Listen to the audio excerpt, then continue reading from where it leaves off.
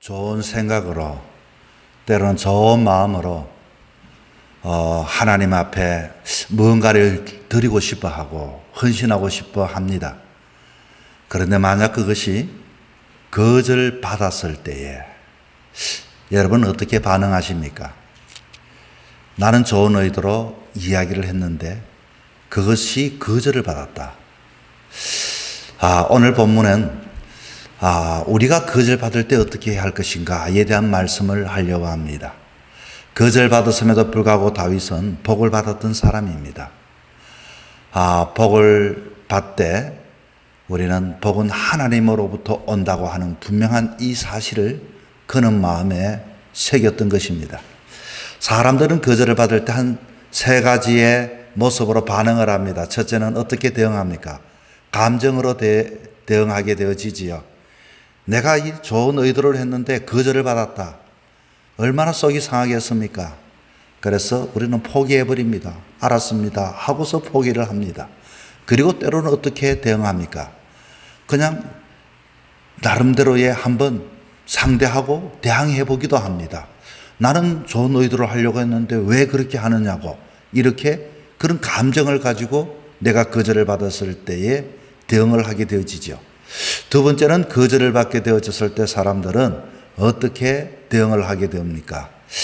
그 두 번째는 아주 이성적으로 대응을 하는 경우가 있습니다. 이성적으로 한다고 할 때는 참 좋은 말인 것 같지만, 그래 내가 될 때까지 한번 해보자, 나름대로 자기의 개인이 계획을 세우기도 하고 조직적으로 아주 논리적으로 그렇게 이 일을 성취시키기 위하여 때로는 나쁜 것도 법에 위축되지 않게 어떻게 하든지 내가 그것을 응답받기 위해서 그렇게 대응을 하기도 합니다. 자, 그리고 세 번째로는 어떻게 대응을 하는가? 신앙적으로 대응을 합니다. 그러면 신앙적으로 대응하는 게 과연 목사님 뭡니까? 거절을 받았는데 속이 상한데 어떻게 신앙적으로 대응할 수 있겠습니까? 오늘 본문에 봤더니 다윗이 가만히 살펴봤더니 신앙적으로 대응을 했어요. 자, 다윗은 어떻게 대응을 했는가에 대한 이야기를 말씀을 드리려고 합니다. 첫째는 신앙적으로 대응을 한다고 하는 것은 어떤 경우에든지 내가 거절을 받았든지 내가 그에 대하여 하나님 앞에 수락을 받았든지 어떤 결과에 관계없이 신앙적으로 대응하는 것은 첫 번째는 감사하는 마음을 다윗은 가졌다고 합니다. 늘 언제나 이래도 감사 저래도 감사, 하나님과의 관계 속에서 늘 감사를 잊어버리지 않았던 다윗입니다. 두 번째로는 어떻게 했을까요? 다시 말하면 두 번째로는 하나님과 나와의 관계를 생각했던 사람입니다. 그분은 나에게 거절했지만은 그분은 나에게는 이런 분이시다. 하나님은 분명히 하나님과의 관계, 신뢰를 다시 한 번 더 생각하게 되어집니다. 만약 거절을 받게 되어졌을 때 우리는 저 사람이 나를 싫어해서 그럴까? 때로는 저 사람과의 관계 속에서 서운함을 가지고 관계가 깨어지고 신뢰 관계가 무너지는 경우가 있지만, 다윗은 어떠하든지 그분이 거절을 했든지 어떻게 했든지 그분은 나는 신뢰할 뿐이다, 그분도 나를 사랑한다, 이 관계를 늘 언제나 유지했다고 하는 것입니다. 세 번째는 근본적으로 신앙적으로 이 대응하는 것은 하나님은 근본적으로 나에게 복을 주실 뿐이다. 복은 세상에서 내가 이렇게 해서 복 받는 것이 아니라 저렇게 해서 복 받는 것이 아니라 복의 근원은 하나님께 있다. 하나님으로부터 모든 복을 내가 받는다고 하는 마음을 가졌다는 것입니다. 자, 그렇다면은 다윗이 이 거절을 받았을 경우에 어떻게 대응을 했는가? 첫 번째, 그는 감사함으로써 대응했다고 했습니다. 오늘 18절부터 21절까지가 그는 감사의 내용들이 줄줄이 나오는 기도의 내용들입니다. 자, 내가 하나님 앞에 성전을 드리고 싶습니다. 성전을 짓고 싶습니다. 나는 좋은 백향목집에서 잠을 자고 생활을 하는데 어떻게 하나님의 법궤가 휘장되어서 저렇게 방치되어 있으니 하나님, 내가 하나님 앞에 멋지게 한번 성전을 짓고 싶습니다. 그랬더니 하나님께서 너 마음 너무 기특하다, 너무 좋다, 그러나 너는 지을 수가 없다. 손에 피를 많이 흘렸기 때문에 너 자손이 내 집을 지을 것이다, 이렇게 거절을 해버립니다. 그럴 때 그는 하나님 앞에 감사하는 장면이 나옵니다. 거절을 당했지만 언제나 초점이 하나님께 맞춰져 있습니다. 쉽게 말하면 하나님께서 오늘까지도 나에게 베풀어 주신 하나님을 잊어버리지 않았지요. 그리고 자기 인생을 가만히 생각해 보니 모든 그 자기 인생을 인도해 오시고 이끌어 오신 하나님을 그는 감사하는 장면을 가지게 되어집니다. 목축을 하는 가난한 가정 다윗은 태어났습니다. 8번째 말째로 태어나게 되어졌지요. 아버지도 얘는 지도자가 될 만한 자격이 없다고 그렇게 인정했던 그 사람. 7째까지는 이 사무엘에게 앞에 나와서 이 아이가 앞으로 지도자가 되겠습니까? 그렇게 좋은 옷을 입히고 단정을 시켰는데 아버지가 보기에도 어설픈 아들. 그러나 그는 하나님께서 그를 택하셔서 오늘까지 자기에게 베풀어진 것 생각해도 너무 감사하고, 그리고 자기 자신을 인도해 준 것만 해도 감사하고, 감사의 내용이 18절부터 21절까지 구구절절하게 나와 있습니다.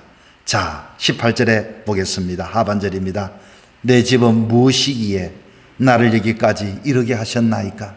우리 집은 참 초라하고 볼 것도 없이 그 중에서도 내 존재라고 하는 것은 아무것도 아니었는데 하나님께서 나를 그 가난한 집에서도 나를 여기까지 인도해 주신 것 감사합니다 하는 마음을 그는 가졌다, 그 말인 것입니다.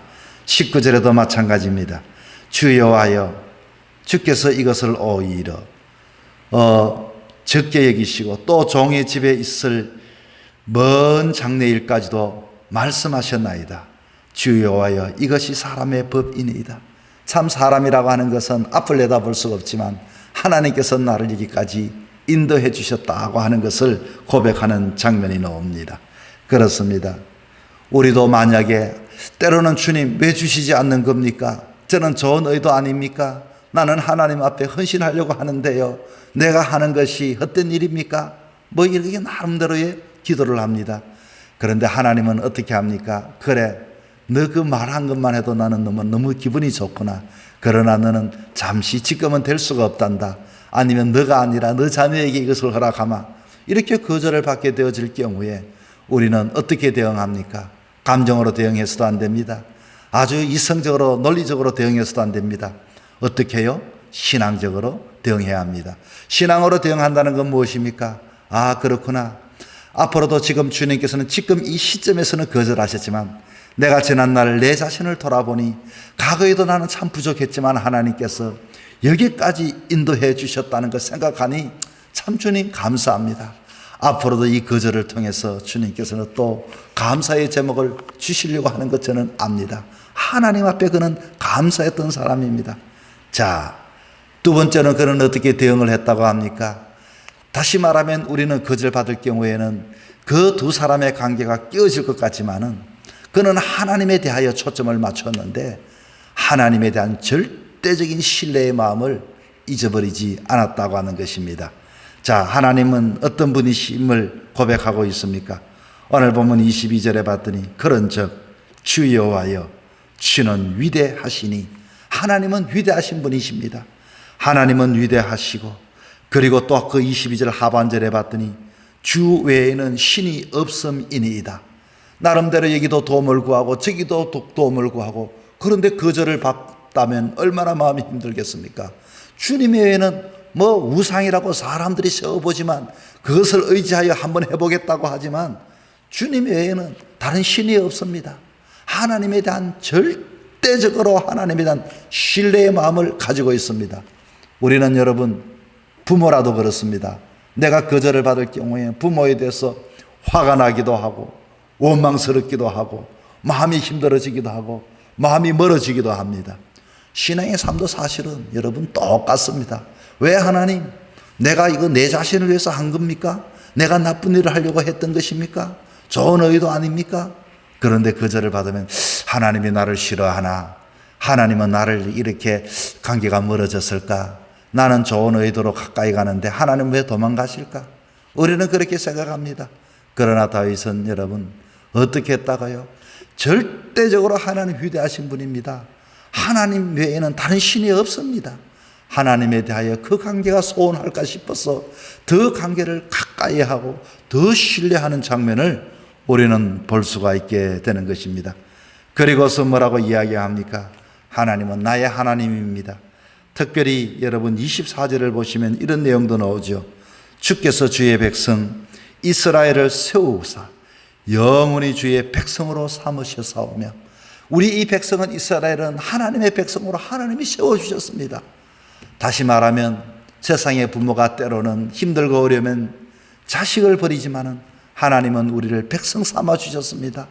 이 백성은 하나님께서 세우신 하나님의 민족입니다.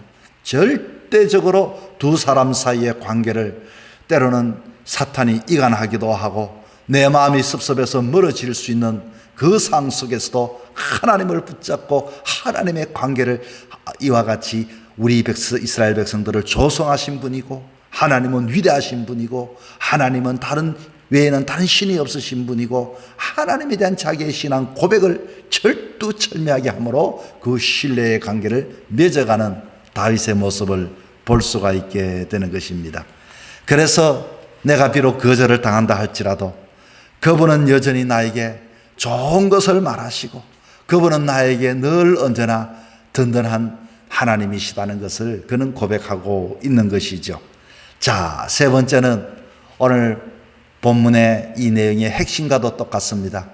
하나님의 자녀들은 여기저기 나름대로 복을 받게 되는데, 우리는 때로는 하나님 앞에 기도 제목을 올릴 때가 있습니다. 주님, 내가 높은 자리에 올라갔으면 좋겠습니다. 내 주머니가 좀 두둑했으면 좋겠습니다. 내가 좀 청명했으면 좋겠습니다. 때로는 그것을 인하여 우리는 그것이 복이라고 생각을 합니다. 그러나 복의 근원은 그것이 어떠한다 할지라도 하나님이십니다 라고 이와 같이 고백을 하는 장면이 이 다윗에게 있습니다. 여러분, 우리는 어디에서부터 복을 얻으려고 합니까? 물질을 통해서 복된 삶을 얻는 것도 참 소중한 일입니다.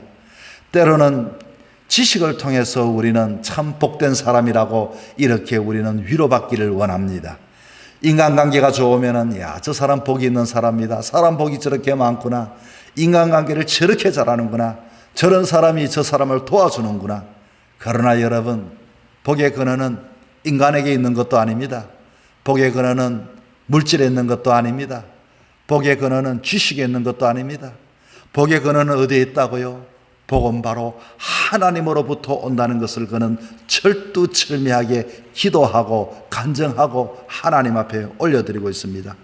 다윗은 하나님을 통해 지금 복을 달라고 그렇게 구하고 있습니다. 이 종의 집에 복을 주십시오. 복은 하나님으로부터 오는 줄 내가 압니다. 여러분, 오늘 본문을 여러분 자세히 한번 읽어보시길 바랍니다. 27절에도 여러분 하반절에 봤더니 집을 세우리라. 하나님께서 내가 너를 위하여 집을 세우리라. 아, 우리 집안을 세우는 것은 하나님이 우리 집안을 세워주시는구나. 28절에도 여러분 보십시오. 하반절에 좋은 것을 주의 종에게 말씀하여 사오니, 좋은 것은 하나님이 나에게 말씀해 주셨다. 그리고 읽었던 마지막 장면 중에 29절에 이제 청하건대 종의 집에 복을 주사 주 앞에 영원히 있게 하옵소서. 자, 여러분, 복은요, 다시 말하면 어쩌면은 하나님과 가까이 있는 것이 내가 복인 것을 내가 압니다. 이렇게 고백을 하고 있습니다. 참 예쁜 말은 어떻게 이렇게 잘할 수가 있단 말입니까? 하나님 앞에 가까이 있으니, 눈에 보이니, 하나님 옆에 있으니, 샘이 옆에 있으니, 아무리 메마른 시절을 맞이해도 샘이 옆에 있으니 물을 공급받게 되고, 복의 근원이신 하나님께서 그에게 복을 주실 수밖에 없다는 것을 고백하고 있는 것입니다.